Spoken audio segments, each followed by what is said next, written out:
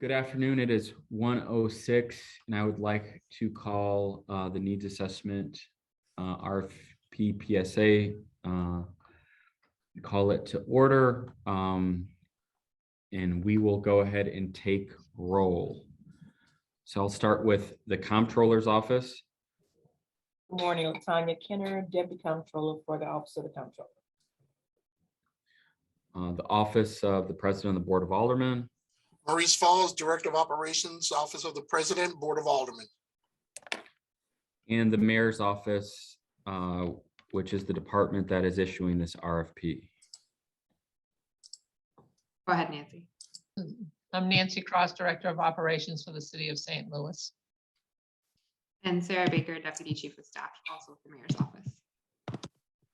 Jared Boyd, Chief of Staff, Chair of the PSA. I will go into the second item on the agenda for today, review and discussion of the RFP draft for a needs assessment. A version of the draft can be found at the link below. As you all are reviewing the RFP, just wanted to provide a brief overview on the RFP and the rationale for issuing the RFP. As you know, the mayor is in her first year in office and has committed to reviewing critical city services, and the personnel department and neighborhood stabilization team are at the nervous center of city government. And while there are dedicated employees in those departments, we think it is beneficial to have someone with an outside eye review those departments to make sure that we are finding the best talent and for the personnel department, and making sure that we are getting the right people to carry out city services. Neighborhood stabilization, much the same. It is a department many citizens come into contact with, so providing them with the best customer service is incredibly important. We've also chosen to review the towing division. There was a recent Missouri audit that looked at the towing division, and while it was a short audit, mentioned the need to improve some of their procedures. So wanted to take that a step further and help create the policies to do just that. So that is a brief overview. I'll open it up for the committee if we want to go through the RFP. I think there are some items that we do need to decide on in the third agenda item, but wanted to open it up to the committee members if they had any questions on the objective of the RFP or anything else with respect to the RFP. Jared, if we go to Sarah's draft in the Google Docs Okay. and address her questions, I think that would be a good starting format. I'm sorry, the address for questions? There are some questions on her document. Okay. They're out to the side in the comments, Jared. Just Gotcha. The first one is really about deciding how we will advertise.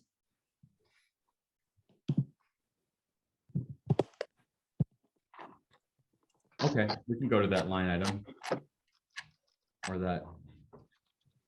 So we will absolutely put this on the city website, but above and beyond that, it's customary to advertise in a newspaper. So you all are on several different PSAs, St. Louis American and maybe another newspaper. Are those the typical places to advertise these type of services in addition to the city website? I know the American's a go-to. I don't know about other publications. Latanya or Maurice, any thoughts there? Maurice, you're on mute. I wasn't really saying anything. I was kind of just shaking my head a little bit. But I have some thoughts about advertising, but I'm gonna hold them for later and more likely in a private session.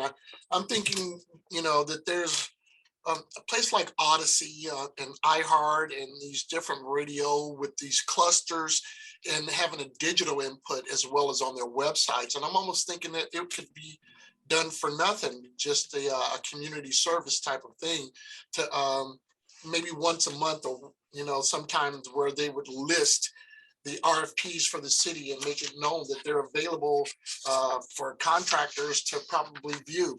But that was just something I thought of, and it probably could be thought out a little bit more in depth, and certain probably working with Donna or trying to suggest something relative to that. But other than that, no, I just think it's the regular, the American newspaper and probably a business journal and things like that. Okay. Also our city journal.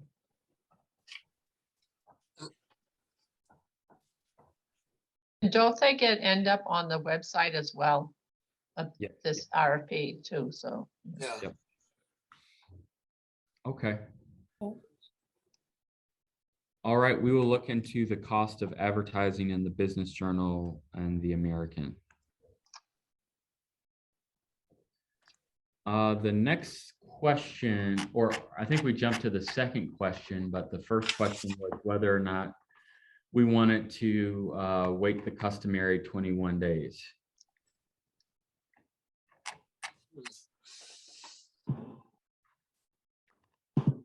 So I know that we are allowed to shorten that.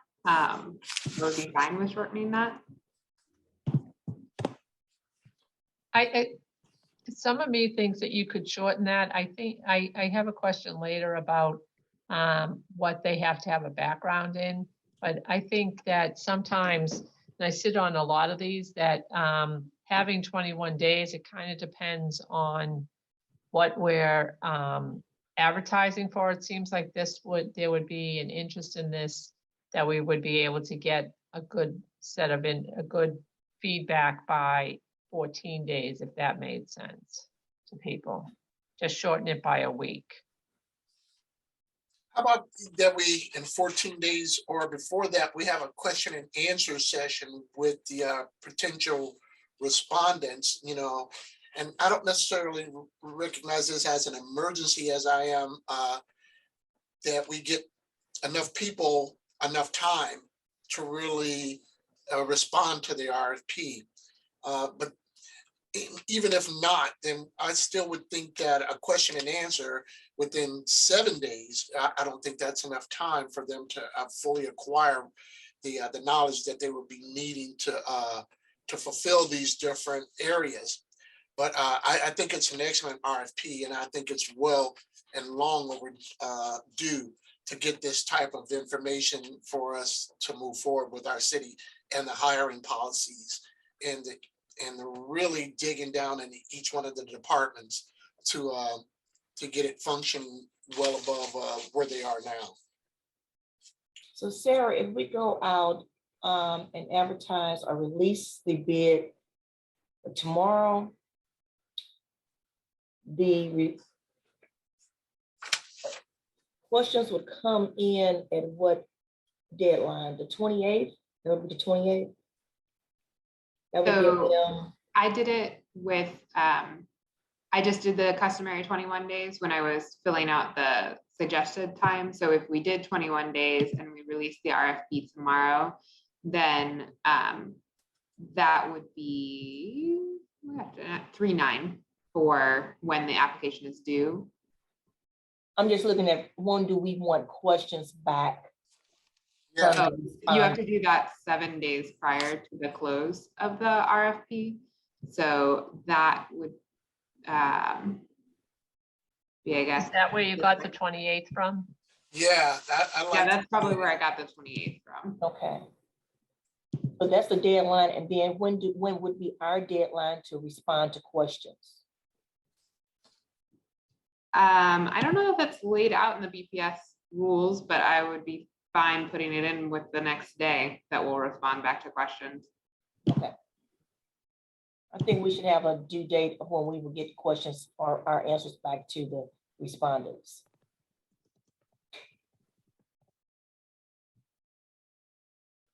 Okay.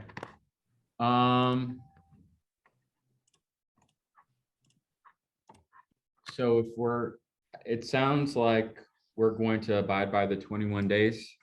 That sounds like the sentiment of the committee. Yes. So we will maintain the dates in the RFP for both release and selection as in the draft. Ms. Kinner has requested that we add a date in the RFP to note when we're going to respond to the questions. Okay, so we'll put that as the first. First and a second, you Yeah. know, Second, I would probably. say the second. I like the second as well.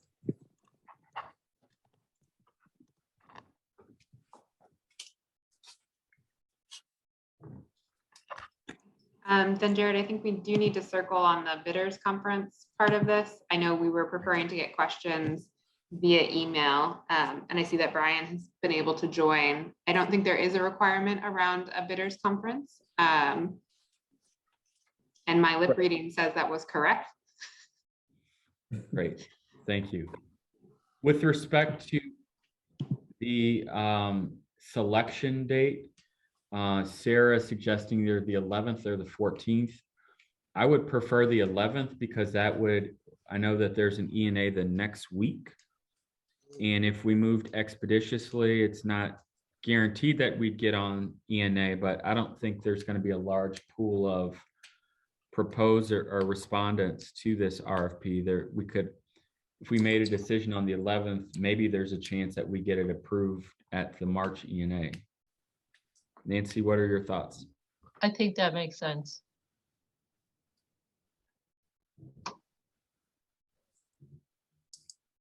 So the 11th gives us the time. I think I've been trying to look at my calendar. We actually would be behind because this document's supposed to be in on March 4th or 7th, but yeah, we could do it on 16th. Pre-ENA is on the 10th. Do we need 24 hours before pre-ENA to submit No. documents? No. But they usually want them the 4th or 7th. So we've added things at pre-ENA, which then allows it to be on the official agenda on the 16th. So that's not unusual. Okay, So Well, then when would we have our selection committee meeting? If the documents are coming in on the 9th, when would we schedule our meeting for the Sounds selection? like the 11th. That Friday. Okay, If folks can open their calendar, can they see if they're available on the afternoon of the 11th? You know, those Fridays are hard for me, you know, and a lot of times things don't come up until later where I have to cover on those the legislation and the board bills on Fridays. And, you know, and so would the 10th be okay? You know, I know we close on the 9th, but we would have to get all of that information to everyone on the day of the 9th, you know, so we can review and talk about it. So, you know, maybe even late on the 10th, but that's pre-ENA. So we would still need to, you know. Maybe we could just close it a little bit early. I know going back to the 21 days, but if we're trying to meet this ENA, if we just shaved off a few days there, then we could bump ourselves a little earlier. Sarah, I would recommend moving it to maybe 3/8 and having our selection committee meeting on the morning of the 10th. If that is okay with the committee. Sure, I could do either an 8:30 or 9 o'clock meeting on the 10th. I could too. I can too.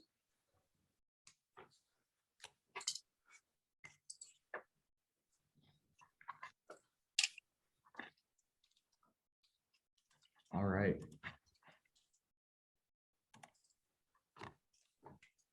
Okay. then we'll have to bump up the day that we need questions by 1 day as well, but I'll put that in the notes and adjust it. Should we after. do that like that Friday before, which would be I think it's the 4th. Wait a minute. But that the questions have to be in on the 4th so that they're closing on the 8th.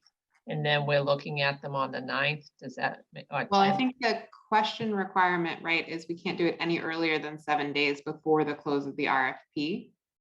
So if we're closing on the 8th, then not counting the 8th, that'd be 1. We have to do it the 1st or the 28th. Is it business days? It's No. not business days. Okay, I was counting business days.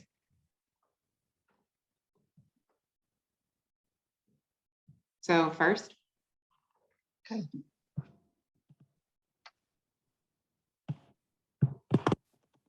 All right.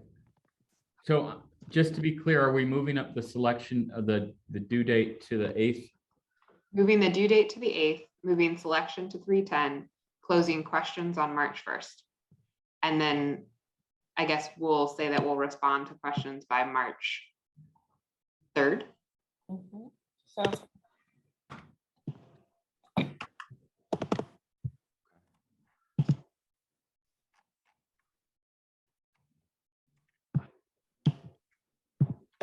So basically, we're opening tomorrow, 2:15, 2/16, yeah. 2:16. Oh, yeah, 16.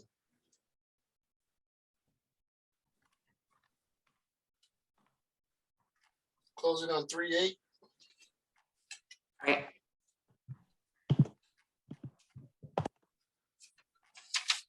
Okay, moving forward to page 6.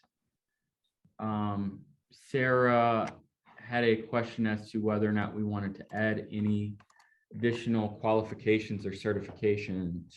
I mean, I think the most important one is experience working with public governmental entities.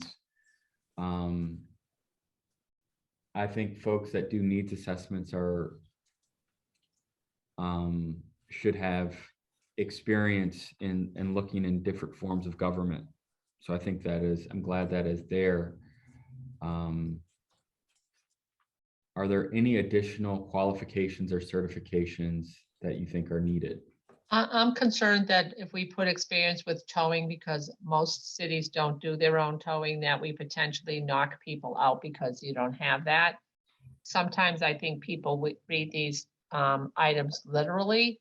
So that would be my only concern, is that I don't want people knocked out because they have everything else, but they don't have the towing piece. And if there are people that do this for a living, they should be able to do it without that. Like, it could be an ask, but it might not be it looks like it's a requirement. Preferred maybe towing, somehow to deal with that issue. I feel like what we're looking at for towing really isn't the mechanics of towing so much as the personnel and the service that comes with towing too. So I Right, kind of feel like the other two categories cover it if we were to remove towing Okay. itself.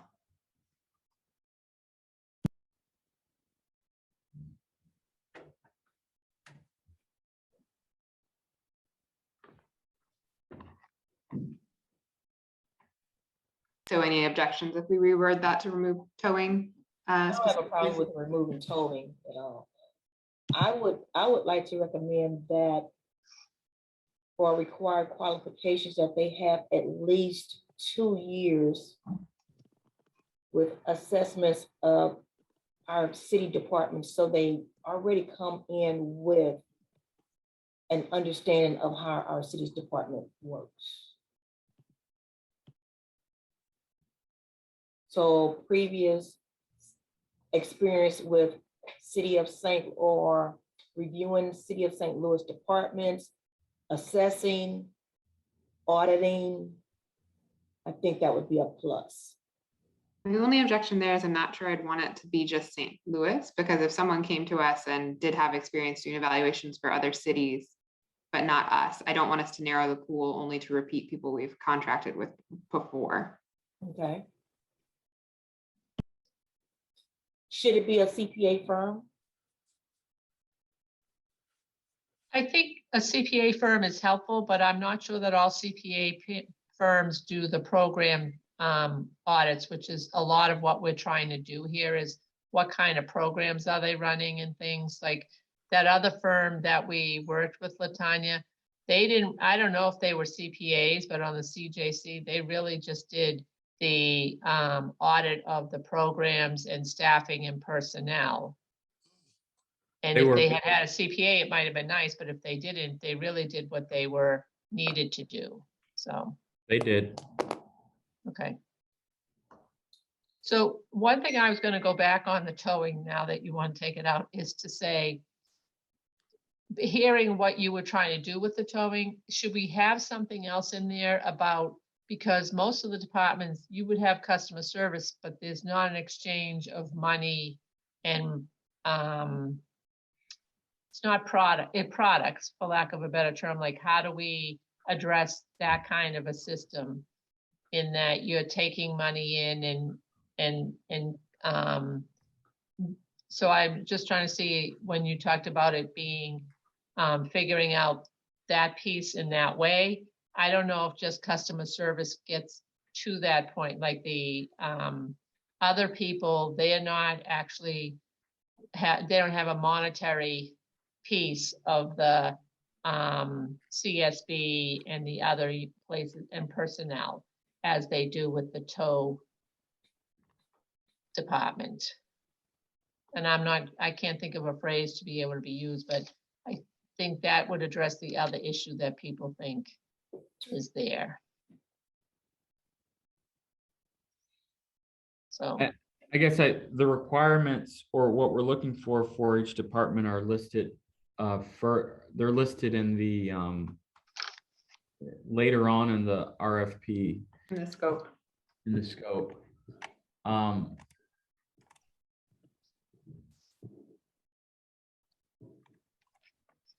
We do even have specifically in there a process for charging, collecting, safeguarding, and accounting for vehicle disposal fees and auction fees and storage fees.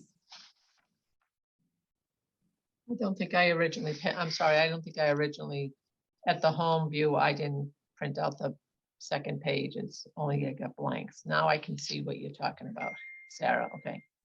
So then I'm not, when I look at this list, I think it addresses what I was just gonna raise. So Okay. I withdraw that. Do we want to go ahead though, Latanya, to your concern and add in the required qualifications? I think to that first bullet point, we could add 2 years experience working with public governmental entities. That would be good because, and the reason why I say because of direct experience with the city of St. Louis, it would decrease costs because they would already have knowledge of our operating procedures. That's just, and I don't know how we want to put this in the document, but at least 2 years of prior experience with city departments, city of St. Louis departments. I think that's necessary. So what I would propose is we just put 2 years experience working with public governmental entities. That we could Okay. put like city government, but I don't, again, I think listing St. Louis will narrow our pool to repeat contractors we've had before, which might not be the best proposal that comes back. I just don't know. Okay. And I would probably say most of the CPA firms that are in St. Louis probably has worked with the city before.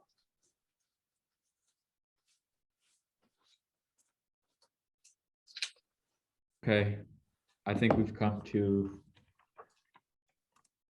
we're gonna add 2 years. Yeah, I'm putting that in the notes.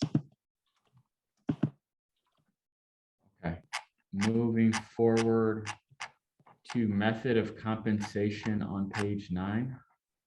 We actually didn't need to address anything there. I had flagged a question for Denise about the timing for invoices, and she confirmed monthly is what she wanted. So that's only highlighted because I needed to address that question, and I did. Okay, My only question, since it is flagged, I do want to ask, are we gonna leave it open in terms of how the respondents will propose their compensation, whether it's a flat rate plus or an hourly rate? Because I think, to Latanya's point, some firms, if they're charging an hourly rate, may have to spend more time getting up to speed. Whereas if firms are charging a flat rate, then they're competing on an even playing field.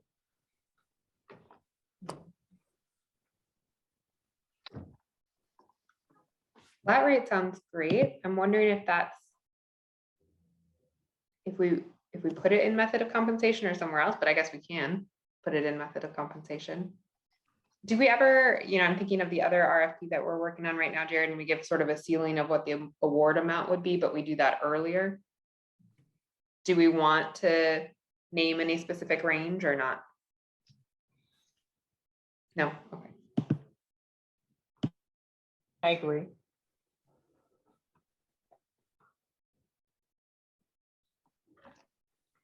Okay, I can update that to add flat rate bids. All right. And to the committee, I have one more question. I know the purpose and intent is to assess the Department of Personnel, Neighborhood Stabilization, City's Auto Towing and Storage Division.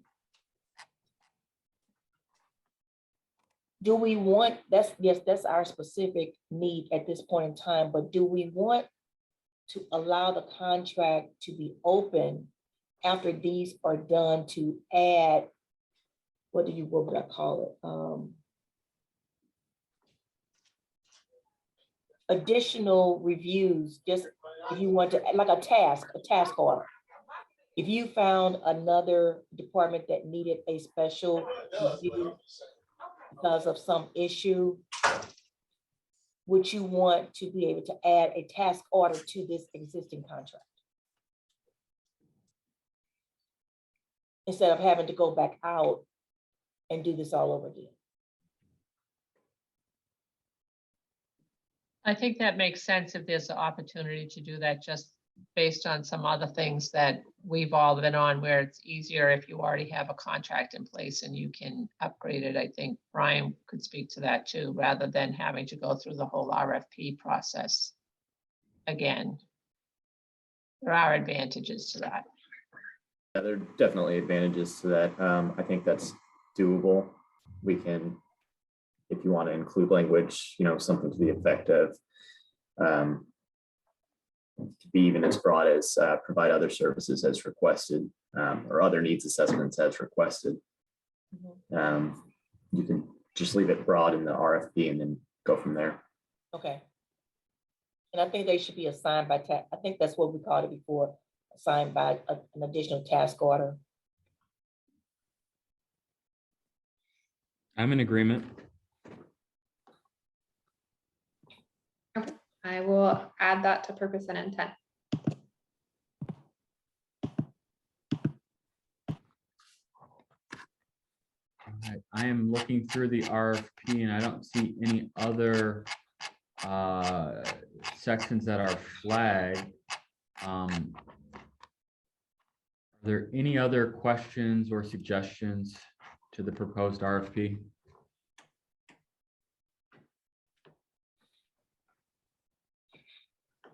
Seeing none, I would ask for a motion to approve the RFP as discussed and amended.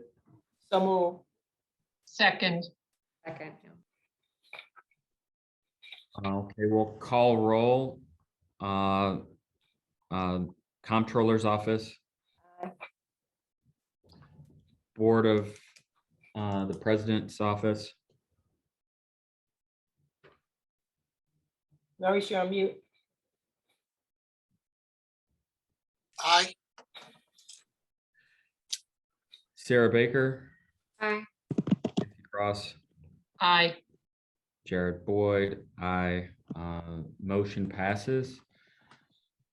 I entertain a motion to adjourn. So moved. Second. All right. All You those in all favor? later. Oh, Thank you. aye. Aye. All right. Very Thank good. you, everyone, for your time.